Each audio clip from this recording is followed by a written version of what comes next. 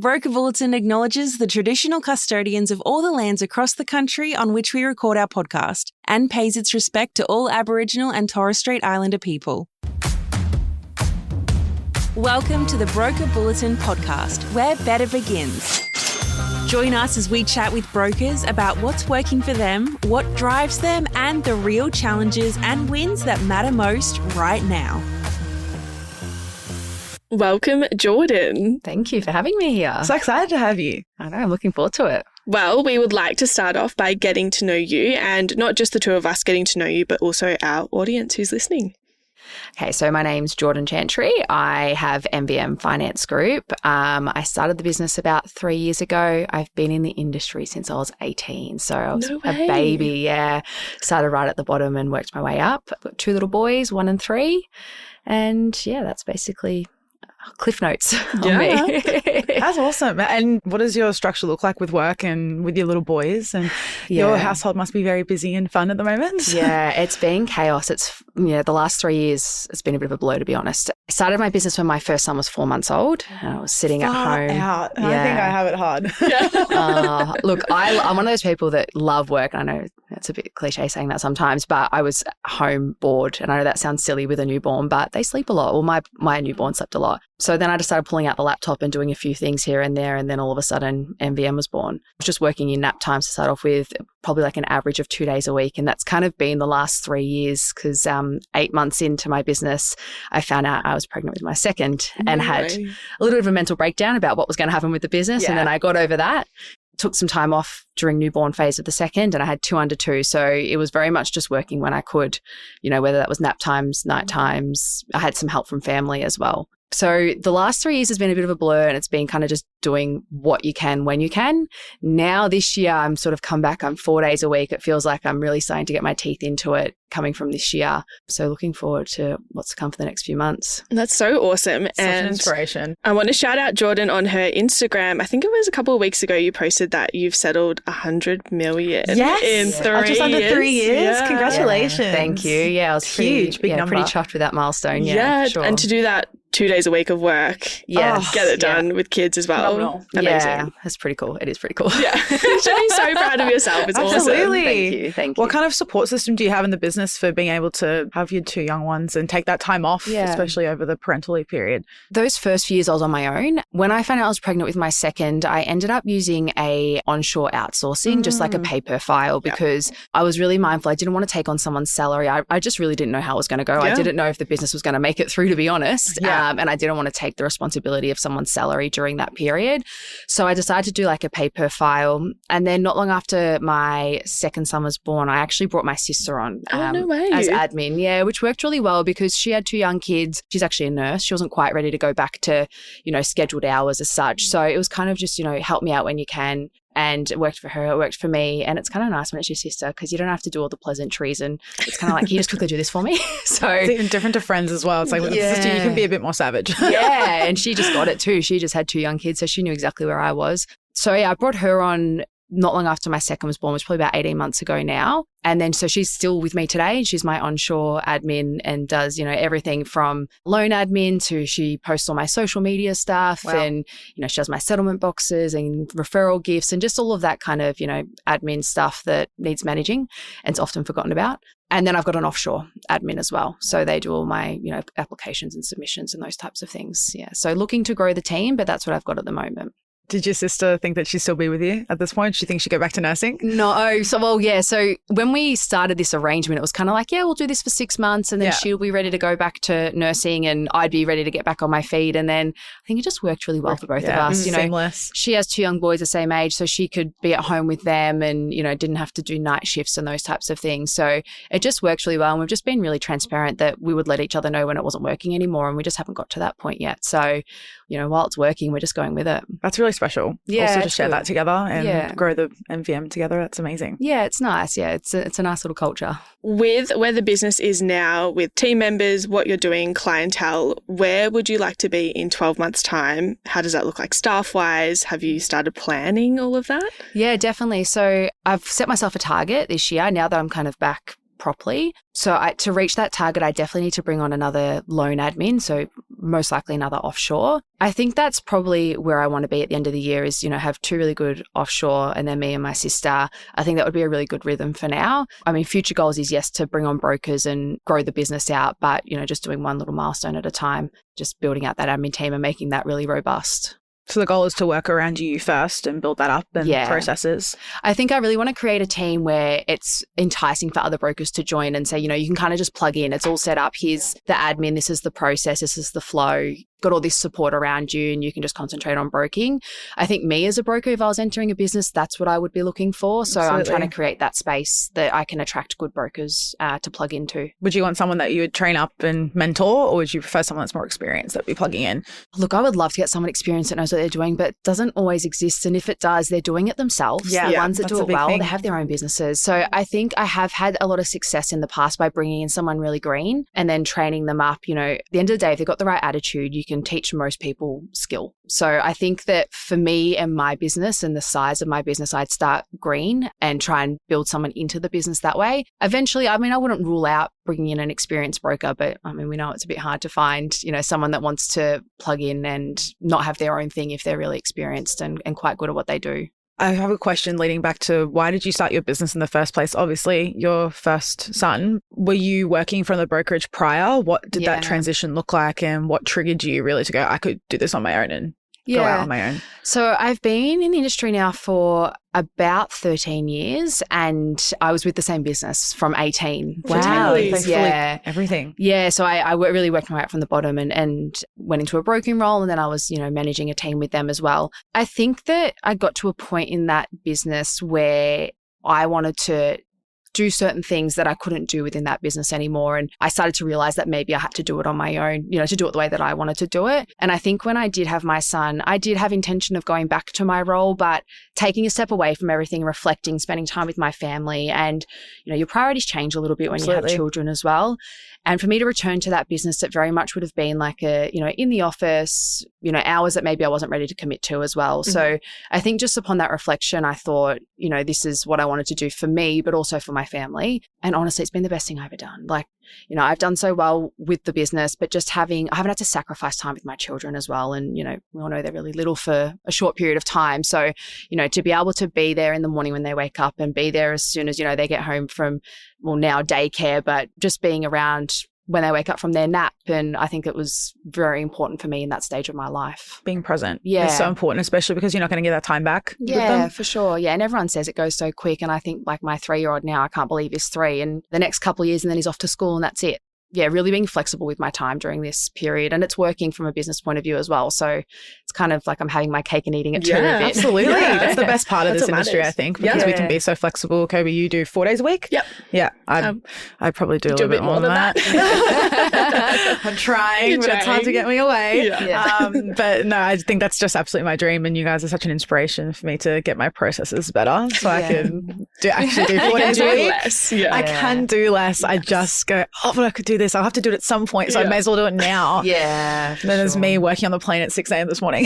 But and in the Uber on the way here. Yes. It's a sign that you love it though, so that's great. Yeah, absolutely. Yeah. That's the whole reason that we stay here, right? The passion behind what we do and the purpose. Yeah. So, but I think also the balance that it gives us, especially being women and having families, and that's such a huge priority in our lives. I think a big reason for me, at least, is it has reset my thinking that I'm not working for money and I'm working for my life, and I'm not living to work and working to live. Yeah. So, which is very important. Yeah, that's, I think, something that is so important. And I think a lot of people aren't ever sure if it's ever going to work out if they start on their own. And a big reason we wanted to celebrate International Women's Day on this podcast is just that a lot of the women in this industry, we do prioritize other things other than work. Yeah. And I find a lot of the men that are very successful, they have a very strong woman beside them that's supporting them in that with family. Mm-hmm. And so they're able to do all these 70, 80-hour weeks, and they're saying that you have to do that to succeed. And I find that we can put a complete different spin on it, that we can absolutely be successful, have our own businesses, and also prioritize our family and be present for them. So it's really amazing to see that. Been a massive shift since like COVID days, and now the working from home is very normal. You know, if I wasn't working from home, I'm very realistic that I wouldn't have been able to do what I did with my business in those early days, because it wouldn't have been acceptable. It would have been, you know, you have to come for face-to-face meetings, but now clients just don't want that. They want video calls. They don't want to take time out of the day essentially to travel and sit in an office with someone. So I think that all of those things that have happened has really supported women working from home, and you don't have to put a pause in your career when you're having children if you don't want to. You can keep on working if that's what works for you. Let's take it back to just before you started your business. Were you previously with LMG with your previous business that you're working at? What made you decide to stay with LMG? What does that look like? So I was with Choice with the previous business. When I started my business, they had not long rolled into LMG. Yeah. When I went out on my own, obviously, then I took a step back and had a look at what aggregator I wanted to go through. And I spoke to a few, and Suze from LMG was one of the ones that I spoke to as well. And to transition from, you know, my previous accreditations on, it was really simple with LMG. With the offering as well, being a startup and being really time poor, they just couldn't do so much for me. You know, whether it was socials or whatever it was, I just felt really supported. And I think that it's important to note that at the start of my business, when I was having my second child and having a little bit of a mental breakdown about what I was going to do, my BSM at the time, Annie, really helped me through that. You know, she connected with my outsourcing person onshore. She connected me with other business owners that had babies and what they did. And I learned a lot of things from them before I went into it. So just the support, I think that's part of the reason that I stay as well. You can kind of ask them for anything and they'll work out a way to help you get there. So yeah, definitely the support piece was massive for me. That was the reason I stayed as well. I was previously with Loan Market and then I transitioned into LMG, mainly for that support, the consistency in that transition as well, but also the seamlessness. And I've never had a client have a bad experience, and just the customer facing side of LMG and the documents they get. I always hear how seamless the fact find is, how good the game plan looks. And that's really important to me. I haven't been able to find that with another aggregator yet. And I don't want to. But yeah, I think it's such an important thing how amazing the community is that we have. Yeah. Whether it's LMG or Loan Market, they're both amazing. And we have so much mentorship, and the Leading Ladies community especially as well that we love. So yeah, I feel like it's really special what we have, and can't lose that. Should go in the Leading Ladies section from there. Yeah, I feel like that makes sense. So Jordan, we met you at Leading Ladies at our New Zealand retreat last year, which was unreal in Queenstown. I'd love to hear more about your thoughts on Leading Ladies and what community means to you and why you enjoy going to those events. For myself, I work from home. I don't have an office full of staff members. So, and for a lot of brokers, it's the same. It can be quite isolating. So to be able to attend these events, make connections with other business owners, and I don't know what I'm doing. This is my first business. I'm still working it out. So to be able to sit down and say like, hey, have you ever come across this challenge before? It's really nice to have that network to go to. I've made some really good girlfriends, that live close to me as well. So formed some friendships that I wouldn't have otherwise formed. But yeah, there's been a lot of people in that community that have really opened up their books to me and really mentored me, I suppose, to a certain degree. And I don't know where else I would find that. Yeah, absolutely. A lot of them have had their businesses for 10, 20 plus years, built it from the ground up, have even 10, 15 brokers with them. And I've always loved, especially the last night and being able to sit, and it's always randomized where you're sitting. And the people you speak to are just generally people that aren't in your circle. The amount that I learn is just so interesting. It opens my eyes to the opportunity and the possibilities that we also have. Yeah. So have there been any conversations you've had in the Leading Ladies retreats or community that have really surprised you and probably taken, I guess, you've taken the most back from and maybe even actioned anything from it? Yeah, I mean, there's probably been 3 or 4 conversations over these retreats and these events where I have at one of those dinners sat down with someone and really picked their brains about why they're doing their structure that they do. And, I can think of 2 particular people where one's got like a full PAYG structure and the other one has like a partnership structure, and really trying to understand the motivations between why that person did that way and why this person did that way, and then trying to find my spot in between those and say, okay, well, what resonates with me? In those conversations, I feel that, they are really quite transparent, and, this is how much split I give them and this is how much I pay them. And it kind of gives me a little bit of a baseline to think, okay, if that's the path I want to go down, then this is sort of what's happening in the industry. So I don't know if I can recall one specific conversation, but there's definitely been a few that I've been a little bit shocked as to how transparent some of these women have been and how giving they are with their time. Oh, absolutely. Yeah. I think the same. I think the more that I've grown, you're potentially the same. Mm-hmm. We're probably all the same. I've always thought, I'll just start with one person. I'll just have one support person. That's all I need. If I'm too busy, people if they can get to me later. And now it's grown and there's potential. I've just always thought that I don't want to be a finance bro in this industry. I don't want to be solely focused on the numbers. And it's always been so important to me to be about the family and the boutique feel and aspect of having a brokerage. So I've always thought I'm not going to have a big business. I'm not going to consider even getting multiple brokers. Yeah. And so having conversations with some of the women that have got 5-10 brokers under them and seeing how they've been able to build that while still maintaining the feel that it's all supported, and also seeing their roles transition to more of a management role and how that would even work. It's just opened up the possibilities a lot more to be like, okay, that makes sense on how that could have eventually progressed, in 10 years time. Yeah. Because it's such a huge thing to think about being small business owners as well, to even have another broker, which you've obviously started to learn over the last few months, and having another broker under your belt, and that's in the business. So I think that's something I've always really taken away from them, is just the motivation that I potentially can do this and the possibilities out there, because I wouldn't have really thought of that. Again, I don't know what I'm doing. I'm a baby. We're all just babies. Learning, So I find that that's been so invaluable to me. It sounds like it's been the same for you as well. Yeah. Have you been to the other events? Did you come to the Noosa one in 2024? I didn't, because my second was only like a few months. Fresh baby. So I almost did, and I went, maybe not. It might be a bit too soon. New Zealand was really cool. But I did the Sorrento one before that. Yeah, that was good. So I've done Sorrento and I've done New Zealand now, Are you going to be coming up to Cairns? For sure. Absolutely, yeah. We will all be there. It's a highlight. I'm waiting for Susie's email for all the plans. I'm really excited for it. Is there anyone in particular that you've come across at Leading Ladies and didn't know beforehand that has really inspired you, or you felt like you could start looking up to them and modelling your business off? Can I say two? Yeah. People? Yes. So I would say the first one, I met both these women at the Sorrento retreat the first time that I went, but I would say Angie McMorton, she's such a badass. Her attitude, like the way she handles business and the men around her, she's so aspiring. And my second one would be Sarah Thompson. So obviously she's got a great business, but she's just so giving with her time, and she'll talk to everyone. And every time I see her, she, has a really great conversation with me, and she's always willing to open her doors, and just the way that she runs her business and runs her team, I think she's quite inspiring. I genuinely think she's the mum of the brokers. She's really paved the way for a lot of us. She really has. Yeah. I just have always thought of her that way, that she's our mum. Yeah. Well, she's been in the industry for over 20 years. Yeah, it's been over 20. And I think she's had loan market Geelong for pretty much the same time. Yeah. It's amazing. She's incredible. Answer in one go if you can. Don't feel like you have to answer all of them, because they're a bit full on, and that is more than fun.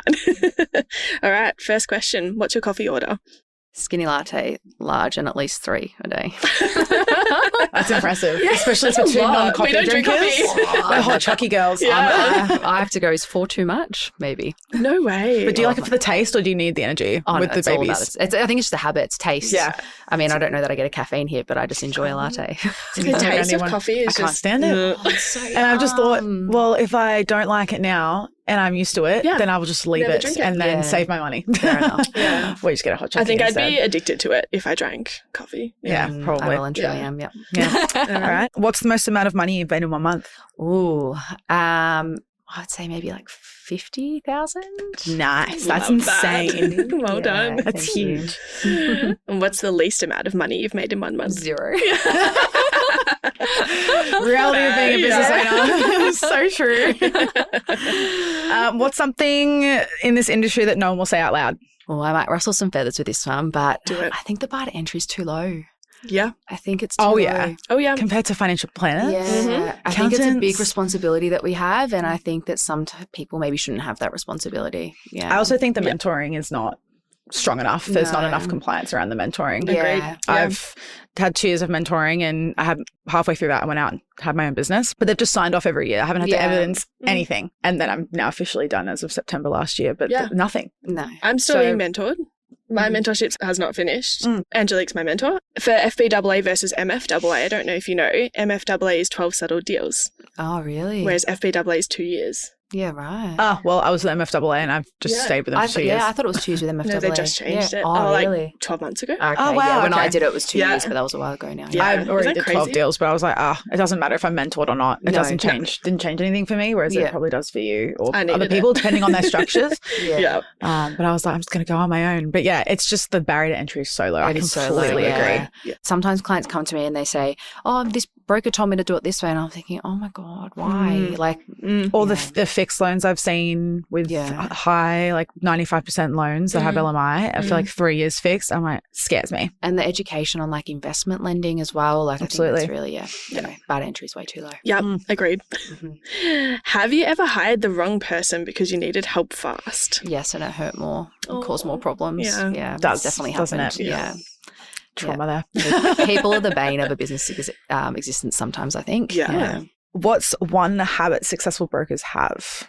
I think it's just the relentlessness to follow up, whether it's follow up new leads or lost leads or post-settlement follow-ups and, checking in with clients. It's just that habit of being able to consistently pick up the phone and just kind of not give up on your client base and your referrers and those types of things. I think the ones that do really well, they all say the same things. They have it scheduled in their calendar or they've got a process around it. So I think, just the drive to follow up. Absolutely. And being proactive rather than reactive. Yeah, So definitely. many people are reactive when it shouldn't be. Yeah. Especially supporting your back book. I think sure. I've heard a lot in a lot of conferences that people tend to lose about 10% of their book every year, 5 to 10%. Yeah. I've just been really confused about that. So obviously being newer businesses, it's something that we may not have seen as much of yet and hopefully don't in the future. But I found that really interesting that people just expect to lose their back book when you're already getting your trail and you can always potentially look at other lenders for them and can keep them on. So I've always found that really interesting that people just expect to lose it. Yeah. I think for like big established businesses, it's like scary to look back and think, I need to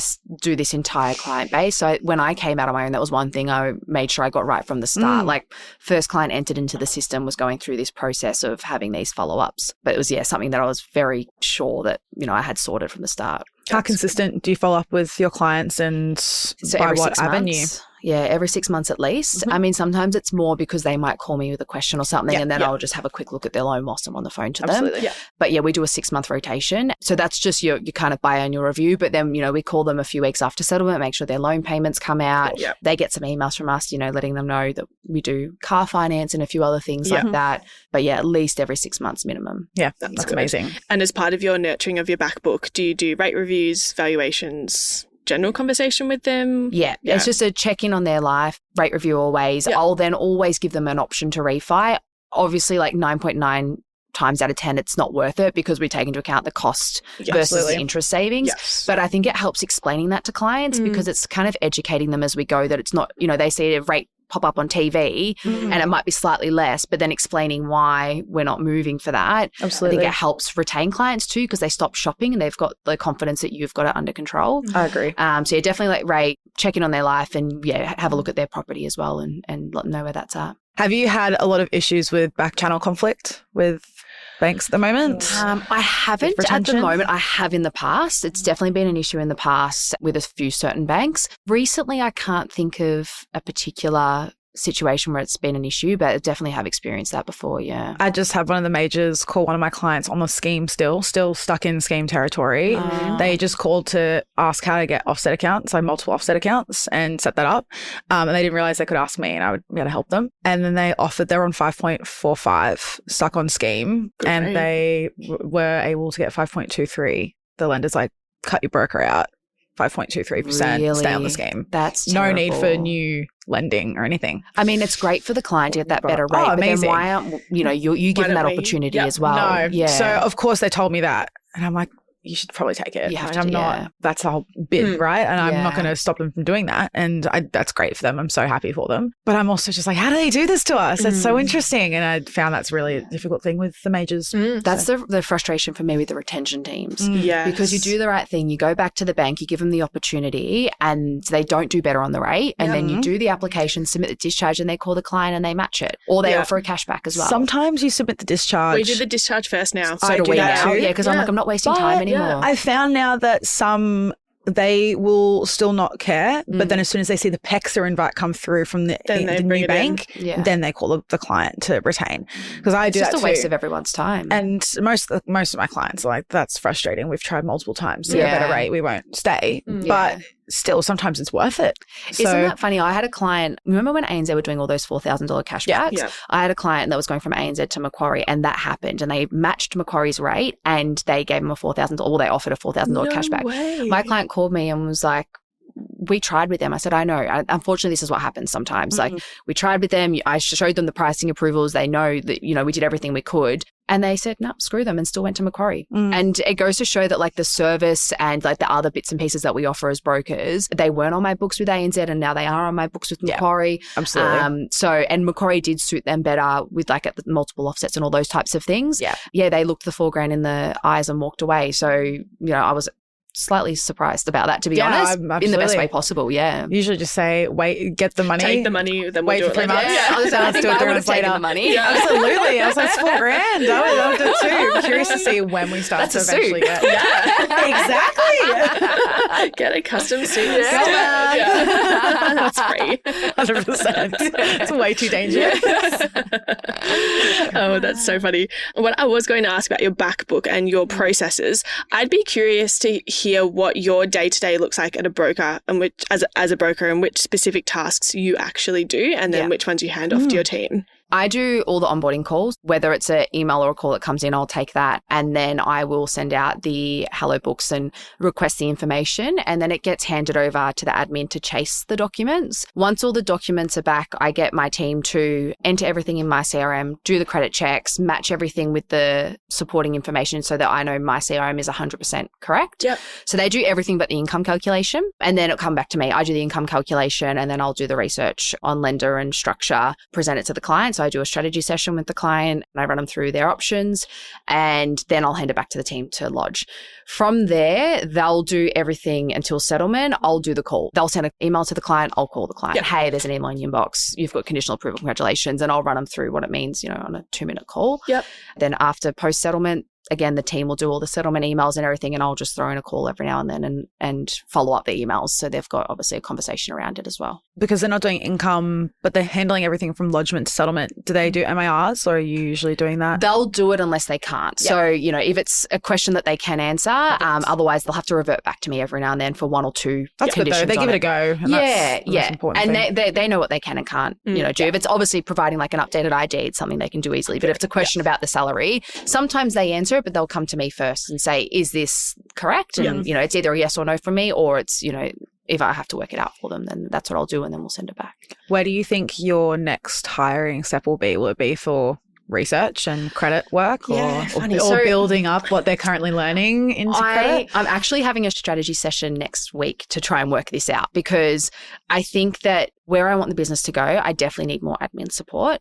And I think that's something that I have to take on now, so that when, my pipeline fills up a lot more, I'm ready to go. Yeah. The other side of it is the social media side. I love the numbers. I love talking to clients. I don't mind doing some of the filming. I hate doing the editing. Yeah. I hate doing the scheduling. That's why I'm out at the moment. Oh, I hate doing all of that. So I'm also toying with the idea of hiring like a social media manager, maybe 1 day a week, and sort of just handing all of that over. I can still film some stuff and then just say, carve it up and post it. So it'll be either a new admin or looking at bringing on someone to help with the social and marketing side. It's the mental load. Yeah. And that's why I've dropped off socials majorly. I love it. I miss it, but I just can't handle the editing. And props to you, Cobes, because you do it so well. And I just, you're so consistent. And I'm like, yep, okay, I'm going to do it this time. I'm going to do it this time. It's been 1.5 years. I haven't posted since. You've been a while. But also my pipeline's so busy that I'm like, well, if I start marketing again, I'm not going to be able to handle it anyway. Yeah. So I just don't do it. It's really funny. I took some time off over January just to spend with the kids, and I didn't do anything on social media at all. And it was so nice to have a bit of a detox from it. And I was sitting there one night to my husband and I said, I think I'm just going to give it a break. Like, I had a lot of good inquiries coming in, not through social media. I'm just going to focus on that for now. I'll get back into the social media, but it's just so draining. And then that next week I got 3 brand new leads just through Instagram. Yeah. Like no other connections. And like, I think they equaled nearly 12 grand of income for me. And I was like, amazing. Okay, I'm back to posting now. But also, you start to see the reward come through and you're like, okay, no, it is working. It's your consistency does pay off. And you'll notice that even if you did drop off for a month, it's not going to actually make a major difference or a dent. Yeah. It is one of those, I always like to have the comparison of paper versus glass plates. Like, what can you drop? And social media is just one that I think you can drop for a short period of time. Yes. However long you need. A year and a half for me. Yes. Call me out. But I think it is something that's really important. But also, in saying that, what I guess is your percentage of incoming leads? Is it mostly referrals, referral partners, existing client referrals?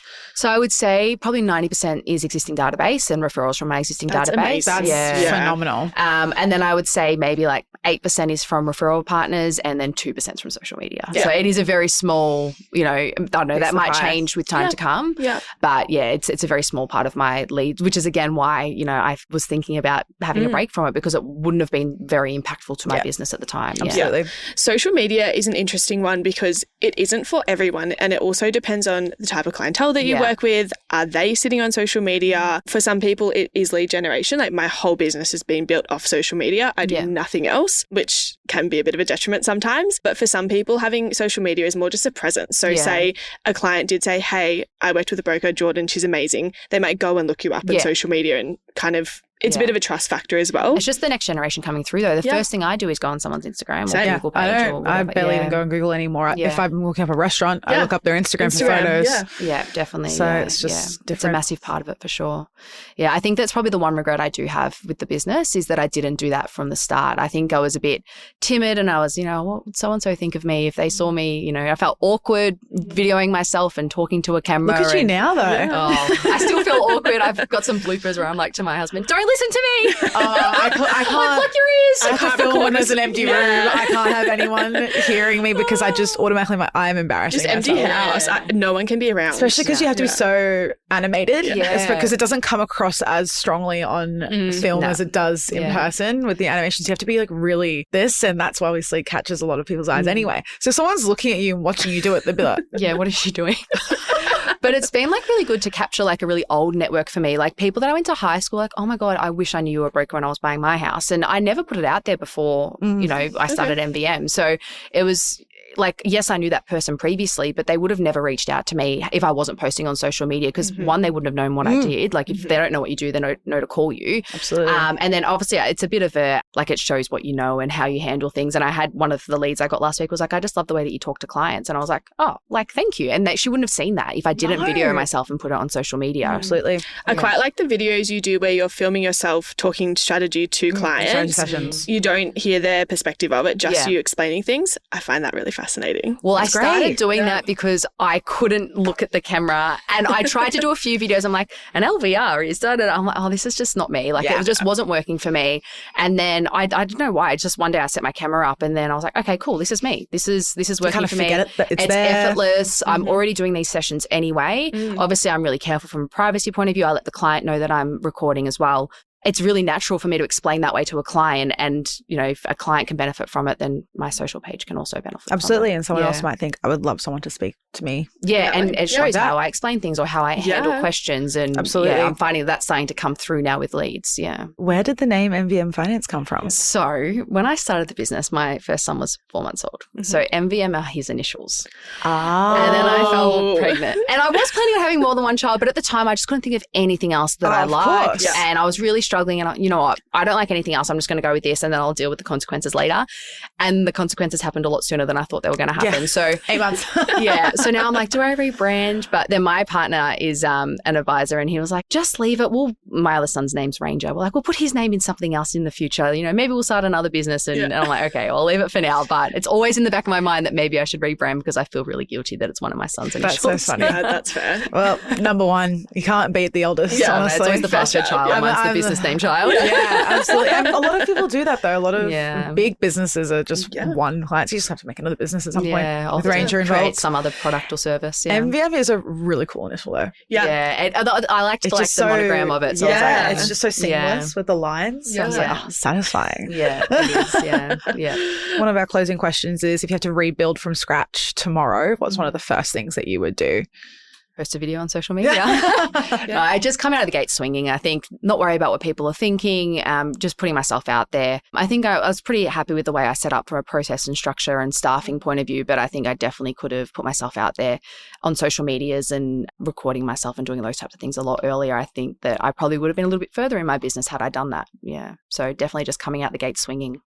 Absolutely. Yeah, it's great advice. Everyone should do that. I think there's a lot of shame sometimes when starting a business. People get embarrassed by it, and there shouldn't be. Yeah, I had to really have like a bit of a attitude adjustment, and you know, if anyone's going to judge me, well then screw them, because they're not in my circle, they're not supporting me. They're not your right client fit anyway. Correct. Yeah. But also, I just think that a lot of people are putting a lot of force on themselves to do social media, and if it's just not in your personality, then just find what marketing works for you. Yeah. I find a lot of people like, I'm not good at posting. We actually had a lot of that at the Leading Ladies retreat in New Zealand. People are struggling with it. I'm like, well then don't do it. Don't force it. Yeah. Don't force it if you feel like it's not going to work the best for you. There are so many other marketing strategies. It's just because social media is the one that's so big at the moment. It's loud. And what a lot of people just see. But there's a lot of other things like with SEOs and Google ads and all those other things, or even just networking. Yeah. Standard networking. Yeah. It doesn't mean that because it's the loudest, it's the best. Yeah. So I find that although it works for us, and that's because I think we started our social media before we had our businesses. We had that built prior. I think a lot of people try and force it where it just should probably not be forced. So I think it just depends on the person, and I hope that people don't get stressed that social media is the be all end all. No, there's so many successful businesses that don't have social media. Yeah, for sure. Absolutely. Jordan, to finish up, what would you tell a leading lady who's just started her business? I think that, again, just come out the gate swinging. I think just be really confident, back yourself. Don't worry about what other people are thinking. Network, find your people, find your support, and just, be loud about it. Be confident with it. If you do that, good things will come. That's so well put. Yeah. Thank you so much for joining us today. You've been absolutely amazing. I'm so inspired by your story and everything that you're doing. I just think it's phenomenal. So a great leading lady to hear from. Thank you. Thanks guys. Jordan. Thank you so much. Thanks for tuning in to Broker Bulletin. We would hate for you to miss an episode. Subscribe to Broker Bulletin in your favourite podcast app. Has this episode been helpful? We'd love you to rate and review us. It'll help us deliver content that's useful to you and help others discover us. If you have great ideas for topics worth tackling or have burning questions you'd like addressed on an upcoming episode, reach out. Links in the show notes. See you next time.